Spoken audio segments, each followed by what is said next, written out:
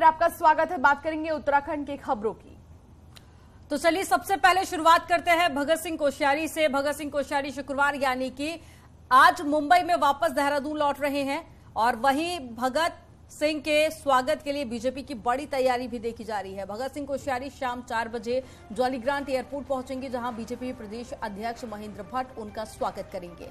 सूत्रों के हवाले से बड़ी खबर यह भी मिल रही है कि भगत सिंह की वापसी का बीजेपी फिर से प्रयास करेगी और उन्हें फिर से बीजेपी की सदस्यता दिलाई जा सकती है। भगत सिंह कोश्यारी ने साल 2019 में राज्यपाल बनने के बाद बीजेपी की सदस्यता से इस्तीफा दे दिया था।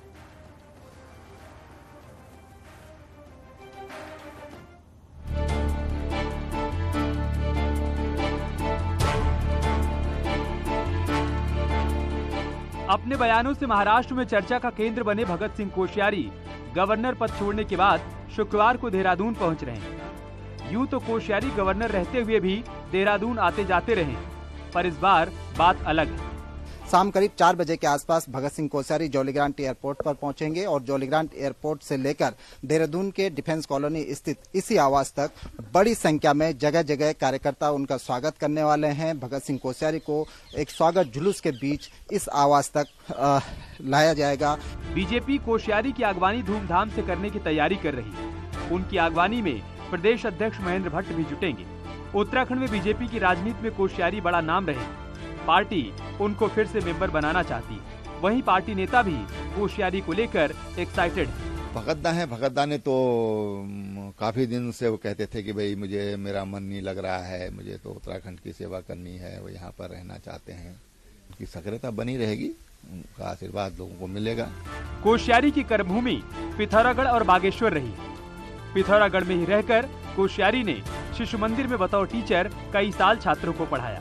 महाराष्ट्र के राज्यपाल भगत सिंह कोश्यारी भले ही मूल रूप से बागेश्वर जिले से हों, लेकिन उनका सियासी सफर पिथौरागढ़ से ही शुरू हुआ था। पिथौरागढ़ में रहकर ही उन्होंने पत्रकारिता शुरू की, यहीं उन्होंने शिशु मंदिर में अध्यापन का कार्य किया और यहीं से वो संघ से होते हुए भाजपा में जुड़े हैं। अंतरिम सरकार में भगत सिंह कोश्यारी मुख्यमंत्री भी रहे। पिथौरागढ़ में उनके परिचित कोश्यारी के आने की खबर से खासे खुश हैं।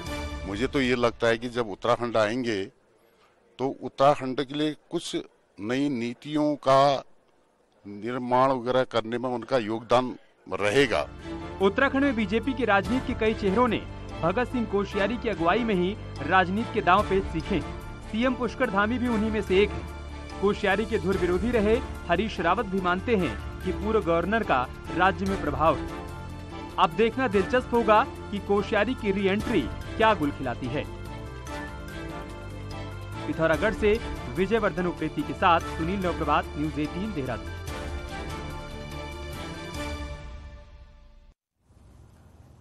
और ज्यादा जानकारी के साथ में दीपांकर भट्ट जुड़ गए हैं देहरादून से। दीपांकर, क्या तैयारी है देहरादून में, क्योंकि भगत सिंह कोश्यारी आज पहुंचने वाले हैं, तो ऐसे में बीजेपी की तरफ से क्या खासा इंतजाम? हाँ बिल्कुल, क्योंकि बीजेपी के सीनियर नेता रहे। हालांकि जब राज्यपाल बने तो उन्होंने बीजेपी से इस्तीफा दिया और खास बात यह भी है कि दूसरे मुख्यमंत्री इस राज्य के रहे और बीजेपी उन्हें बड़ा नेता यहां पर मानती है और बीजेपी के बड़े नेता हैं, तो उनके स्वागत के लिए बीजेपी ने तैयारियां की हैं। हालांकि बीजेपी ये भी उम्मीद लगाए बैठी है कि जब भगत सिंह कोश्यारी यहां आएंगे तो उनको पार्टी में फिर से शामिल किया जाए। तो वो अभी आगे क्या सियासत रंग लेती है और क्या आगे बीजेपी के स्टेप होते हैं उस पर देखना होगा। लेकिन आज जॉलीग्रांट एयरपोर्ट पर खुद बीजेपी के प्रदेश अध्यक्ष महेंद्र भट्ट और तमाम बीजेपी के कार्यकर्ता, भगत सिंह कोश्यारी के समर्थक वहां पर मौजूद रहेंगे। वहां से लेकर एक पूरा जिसे कहते हैं जलसा यहां देहरादून उनके जो आवास है डिफेंस कॉलोनी में वहां तक आएगा।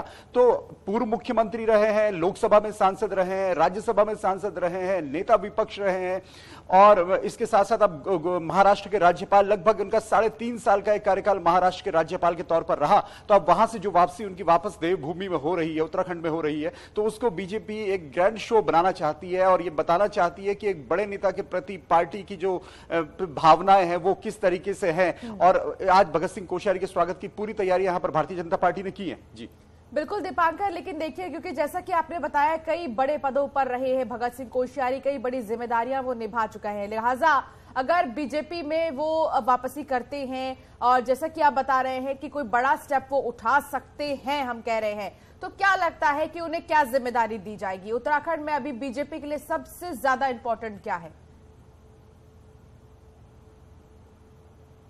भगत सिंह कोश्यारी का जो राजनीतिक अनुभव है, खासतौर उत्तराखंड बनने से लेकर उससे पहले और अभी तक का जो राजनीतिक उनका अनुभव है, लोकसभा का, राज्यसभा का, नेता विपक्ष का, मुख्यमंत्री का, तो एक जो महत्वपूर्ण पद कोई भी व्यक्ति राजनीति में चाहता है उन सभी पदों पर वो रह चुके हैं और राज्यपाल महाराष्ट्र जैसे राज्य के रह चुके हैं। हालांकि कुछ उनके वहां पर जो बयान रहे जिनसे तमाम वहां पर विवाद भी खड़े हुए, लेकिन 3.5 साल का कार्यकाल उत्तराखंड का कोई भी व्यक्ति, पहला व्यक्ति, कोई राजनेता जो किसी बड़े राज्य में राज्यपाल बना हो उस पद पर भी वो रहे। तो अब बीजेपी को यह तय करना है, बीजेपी में आप कुछ भी अटकलें बहुत जल्दी नहीं लगा सकते कि किस नेता की क्या भूमिका रहेगी, उसे क्या जिम्मेदारी यहां पर दी जाएगी। लेकिन एक बात तय है कि इतना सीनियर नेता अगर अपने राज्य में अब है और बीजेपी के सीनियर, जिस तरह बीजेपी उनकी यहां पर पहुंच उनके आने के स्वागत करने वाली है, तो उसे देखकर समझा जा सकता है कि उनका कहीं ना कहीं पोजीशन जरूर होगी। लेकिन बीजेपी कब ज्वाइन करेंगे, उसके बाद उनको क्या रोल पार्टी यहां पर देगी, ये सब अभी बहुत जल्दी इस पर सियासी कयास नहीं लगाए जा सकते। लेकिन हाँ, ये जरूर होगा एक मॉनिटर के रोल में या कहे कि एक मेंटर के रूप में जरूर रहेंगे यहां पर